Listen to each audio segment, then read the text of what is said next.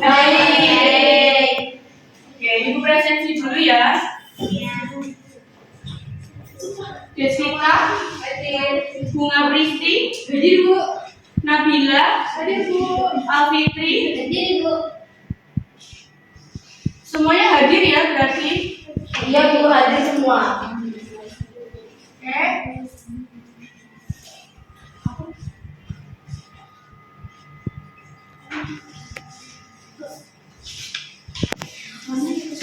Oke, pada pertemuan kemarin kita sudah mempelajari tentang pengoperasian mesin obras ya. Sebelumnya boleh salah satu untuk memimpin berdoa, mungkin Mbak Mila. Untuk memulai pembelajaran pada pagi hari ini, berdoa menurut agama dan kepercayaan masing-masing. Berdoa mulai. Berdoa selesai. Oke, untuk yang pertemuan pada kali ini kita akan mempelajari tentang macam-macam lampu. Untuk tujuan pembelajarannya itu yang pertama, peserta didik diharapkan memiliki pengetahuan yang komprehensif mengenai berbagai macam lampu yang digunakan pada pembuatan busana. Kemudian, selain memahami tentang teori, peserta didik juga harus mampu mempraktekkan secara langsung tentang proses pembuatan lampu pada busana. Kemudian, yang ketiga, peserta didik perlu menyadari bahwa lampu merupakan salah satu komponen utama dalam pembuatan busana. Sebelumnya, apakah ada yang mengetahui tentang pengertian lampu?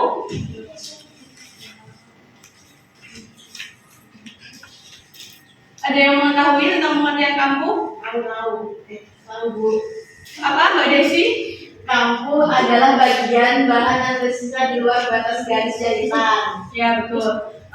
Mungkin dari anak-anak bisa melihat bagian busananya masing-masing ya. Mungkin di bagian sisi itu terdapat lampu, terus habis itu di bagian lengan itu juga terdapat lampu. Jadi lampu itu adalah bagian dari bahan yang tersisa di bagian luar batas dari garis jaritan. Untuk lampu itu tempatnya tergantung dengan posisinya. Kemudian lebar lampu itu biasanya tidak selalu dibuat sama. Jadi lebar lampu itu disesuaikan dengan kebutuhan masing-masing. Kemudian ada lampu buka, yang pertama itu lampu buka. Lampu buka itu merupakan jenis lampu yang paling umum digunakan dalam pembuatan busana. Biasanya lampu buka ini digunakan pada bagian sisi busana. Kemudian sisi rok, sisi lengan juga bisa. Untuk cara membuat lampu buka itu ada tutorialnya.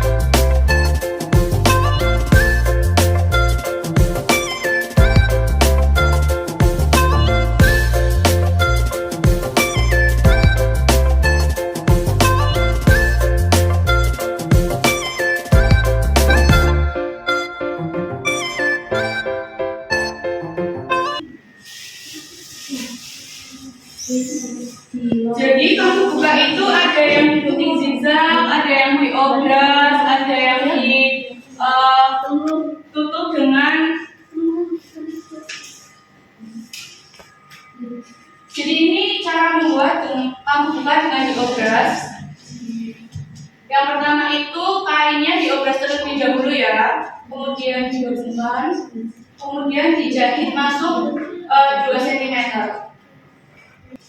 Kemudian ini adalah paku buka dengan di stick oleh mesin jahit. Caranya sama dengan yang pertama, cuma bedanya untuk bagian penyelesaiannya ini diselesaikan dengan stick menggunakan mesin jahit dengan jahitan yang kecil.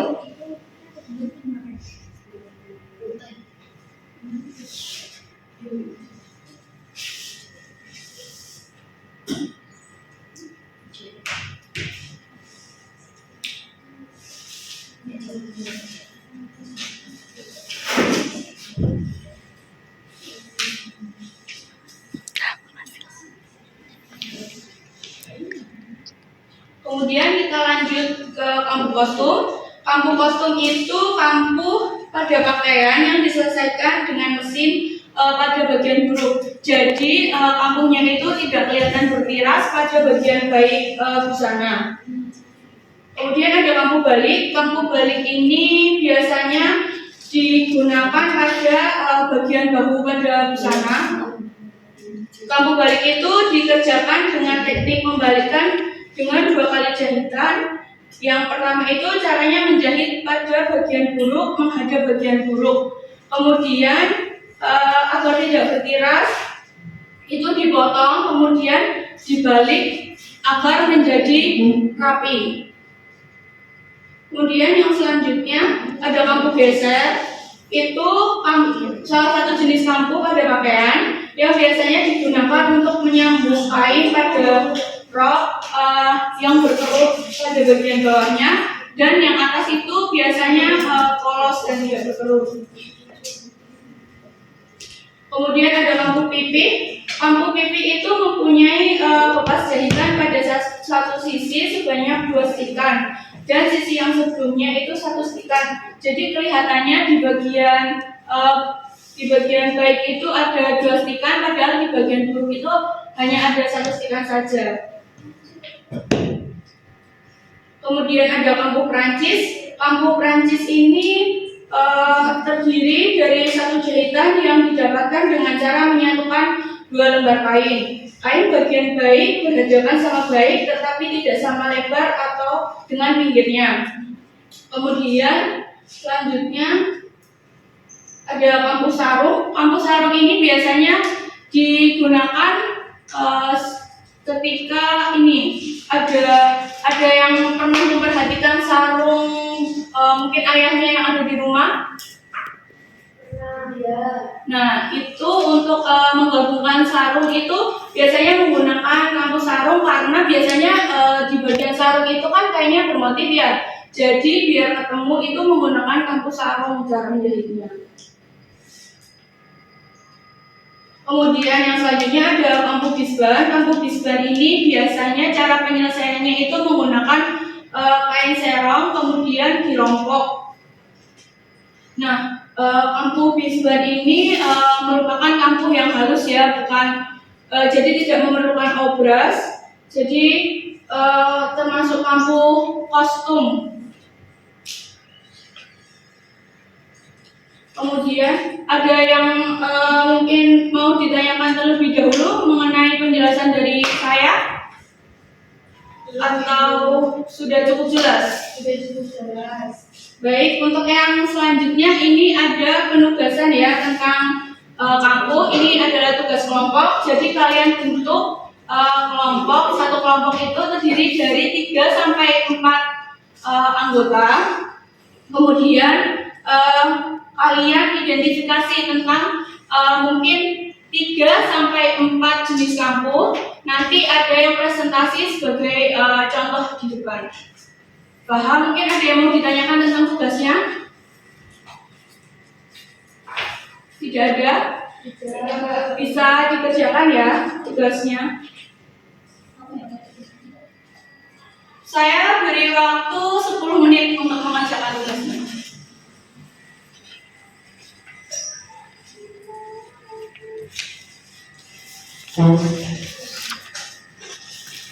Ini kelompoknya ada berapa anggota? 30. Kira-kira mau ada kampung apa aja yang mau dibahas? Ada kampung geser, kampung pipi, Kampung Prancis sama kampung Inggris. kampung berdiskusi ya. Iya ibu.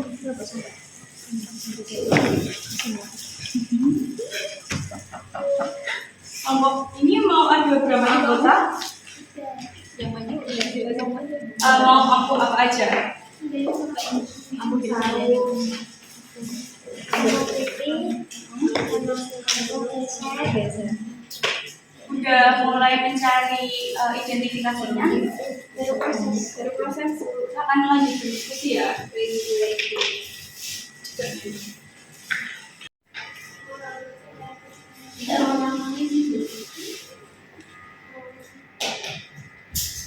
Ada yang sudah selesai mengerjakan tugasnya?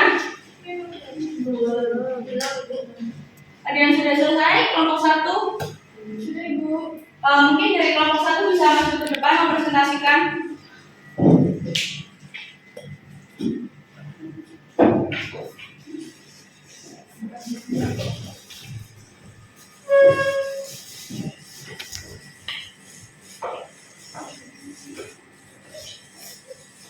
Baik, perkenalkan nama saya Najila Adinda yang di belakang 25. Di sini saya akan mempresentasikan hasil diskusi kelompok kami. Saya akan menjelaskan tentang kampung geser. Jadi kampung geser itu merupakan jenis kampung pakaian yang biasanya digunakan untuk menyambung kain rok bagian bawah dengan bagian pinggang sebelah busana.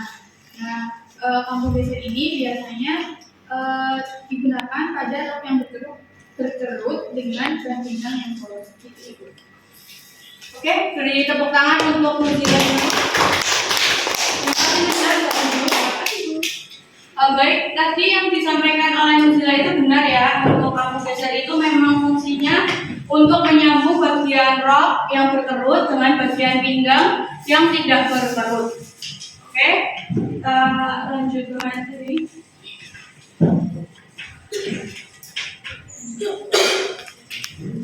Sebelumnya untuk materi kali ini apakah ada yang ingin ditanyakan? Tidak ada ya. Ada yang bisa menyampaikan kesimpulan materi hari ini? Mungkin Desvita?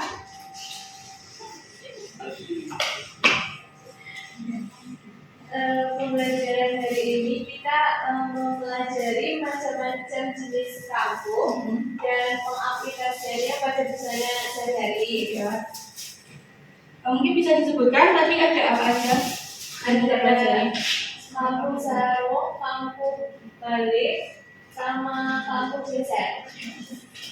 Apa yang disampaikan Desvita itu benar ya. Jadi kesimpulannya itu menjahit berbagai macam kampung itu merupakan keterampilan dasar yang sangat penting dalam pembuatan busana. Pemahaman yang mendalam tentang jenis-jenis kampung, karakteristik dan fungsinya itu juga memungkinkan seorang penjahit untuk menerapkan teknik jahit yang tepat sesuai dengan busana dan jenis kain yang akan digunakan.